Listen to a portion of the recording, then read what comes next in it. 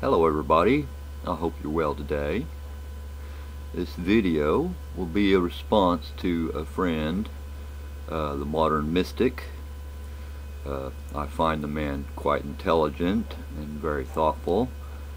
Many of his videos I get much from and do respect you very much. We do have disagreements, but everybody does. After all, if we all agreed on everything, it'd be a pretty bizarre world, wouldn't it? And where would original thought be? A lot of your topics are a little bit over my head. I admit that I'm not the sharpest pencil out there. But this last video you made, well, you made a series, the Dogs and Dogs2. You did say a lot of interesting points. You know, the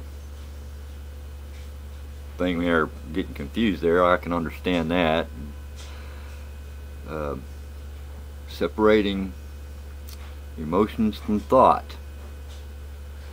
Interesting topic. Impossible. Oh, we can try. You know, what comes first? The thought, then the emotion, then the action? Or the thought, or the emotion, then the thought, then the action? Or is it emotion, emotion and action, or thought, thought and action? Interesting. I agreed with most of your video. I think it was very spot on, until you got to the point where you discounted those who believe in Jesus as being, what's the term you used?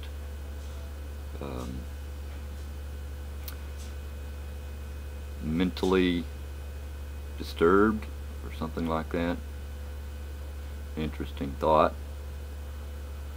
And you said if they think about it, they will find that they are mistaken or wrong about it. Well, I have to disagree with that completely. Of course, my first response was one of emotion. So emotion leads to thought in this case. So let's just think on it and try to keep our emotions out of it. I do try not to let my emotions rule my life. You mentioned the pursuit of happiness and contentment. What can be wrong with something that gives people comfort and contentment? That's puzzling. However, there are, in fact, a lot of religious nut jobs out there. That is not in dispute. We all can agree on that.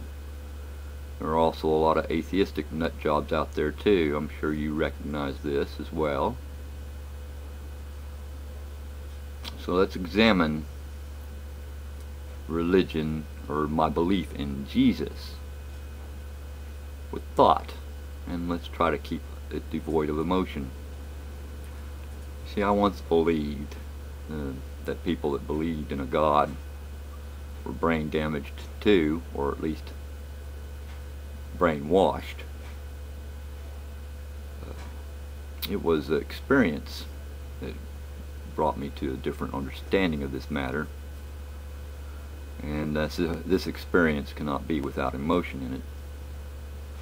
However, I am always one who tells everybody to test everything.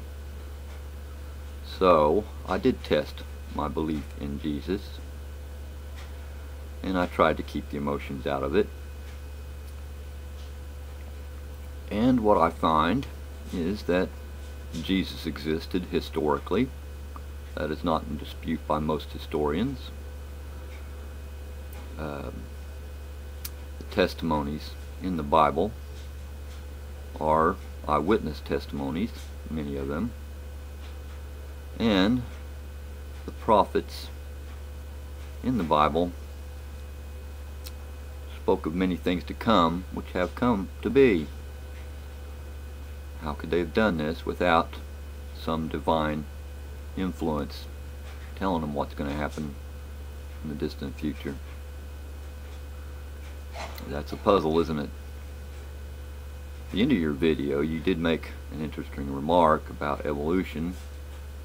I see that you don't quite concur with the current evolutionary thought.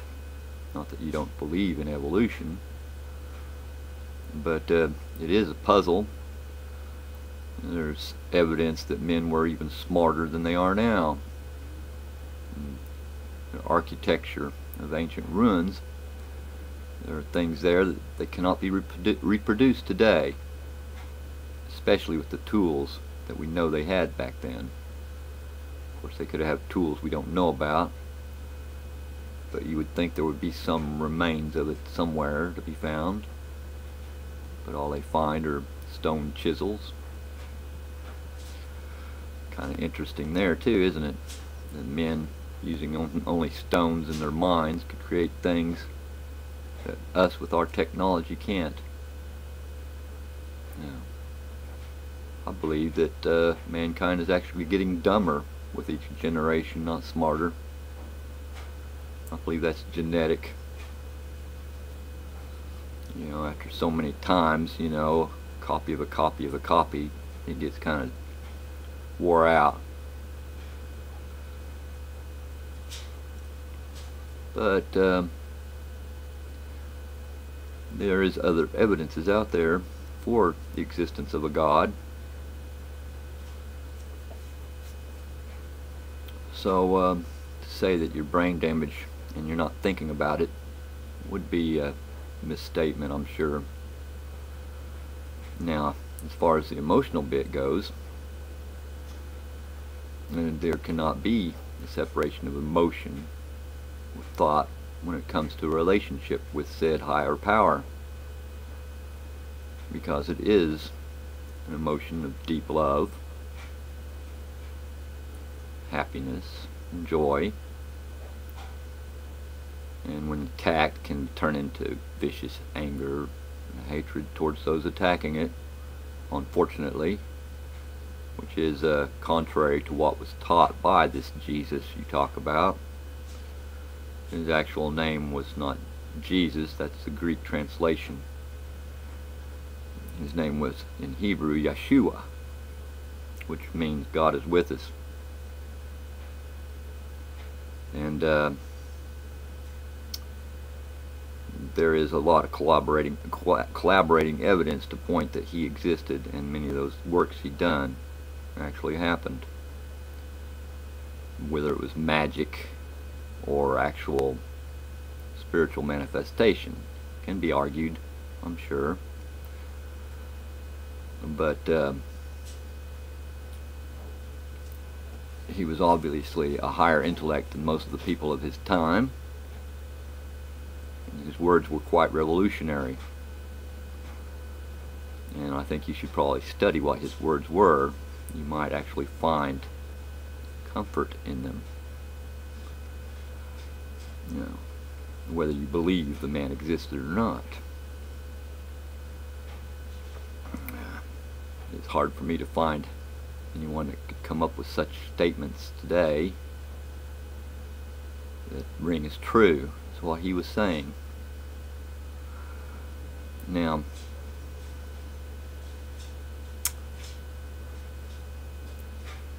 to have a relationship with a higher power is an emotional thing, and it requires no thought, actually, because love is an emotion, is it not? And if God is love, then he is pure emotion. Interesting thought there, isn't it? That too can be argued.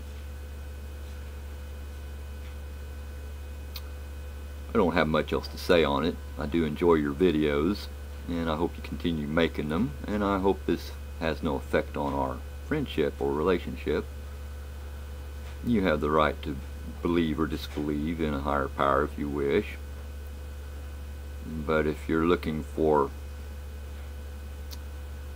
a material reason for your existence, you won't find it. You know, what meaning is there in death? What meaning is there in life if there is no cause or no reason for it? it just is, well then that's meaningless. You know, if you, as an atheist, can find meaning in your life, then good to you. If you can find happiness and contentment, fine. But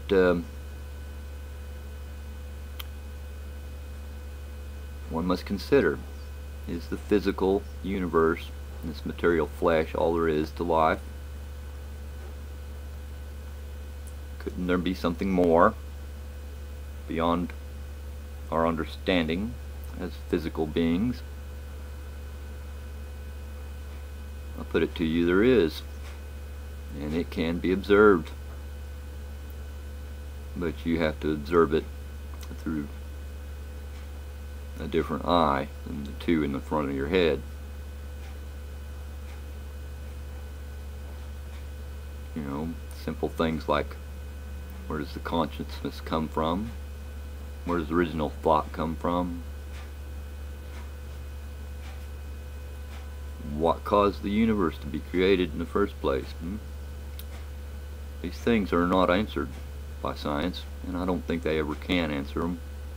There are some things science just cannot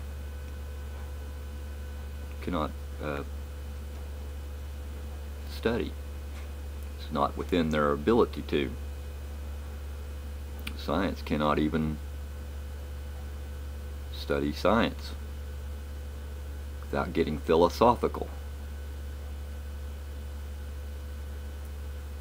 And the fact that every race of man that has ever been throughout history has had some notion of a God is an interesting indicator that there's something beyond us that we just don't understand, and that men label as God or gods. And many scientists and scientism, and those people often say things like, oh, it's just because we haven't figured it out yet, but someday science will answer these questions. That's a misnomer.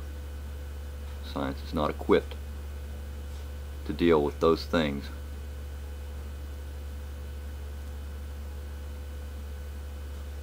Science and philosophy, though they are related through logic, are two different disciplines. We use philosophy and logic in order to form a hypothesis through science, but science itself cannot study philosophy itself. There are rules to logic, and it's illogical to think that there can't be something beyond our understanding as physical beings. Think on that and have a good day. I like your cat,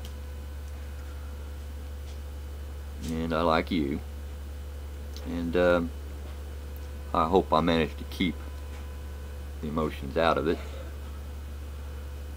But like I said before, when dealing with things of the heart and the spirit, it's impossible to separate emotion from thought. But we don't have to let the emotions rule our lives. Have a good day, and to all you watching, peace, love, and understanding be with you all.